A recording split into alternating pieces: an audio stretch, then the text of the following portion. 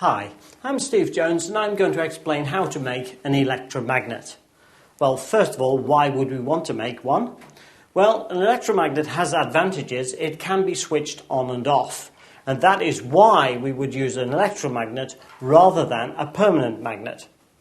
In addition, we can make it much stronger, probably than a normal permanent magnet, and we can change the strength of the magnet also. The basis of an electromagnet is a coil of wire. The wire has to be insulated, of course, and it has to be wrapped in a circle around some kind of former. Some magnets are this shape, and the wrapping of the wire around this is exactly the same. You start here and you wrap it, and it keeps wrapping all the way around. I'm just doing a few of these turns, but it doesn't make any difference. It is simply of that kind of shape. And if you pass a current through that one end will be a north pole, the other will be a south pole. This is very useful for making very, very strong magnets. But if we don't need it to be that strong, we can use a straight piece of cardboard or something like that.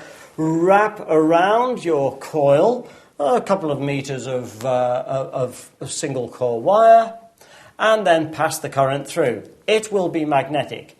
What is always important is that normally we put in a core, and the core is made of soft iron. That is iron which is easily magnetized and demagnetized. You don't want a steel core because that will become magnetic and stay magnetic. You want a soft iron core. It will magnetize and demagnetize, and that will enable you to switch your magnet on and off, which is what you want to do. If you want to make it stronger, you can increase the voltage and hence the current. This will make it stronger. Or you can, of course, increase the number of turns of wire. So both of these things will make your magnet stronger. And that's the only thing that makes an electromagnet of advantage, that it can be stronger and it switches on and off. So that is basically how to make an electromagnet.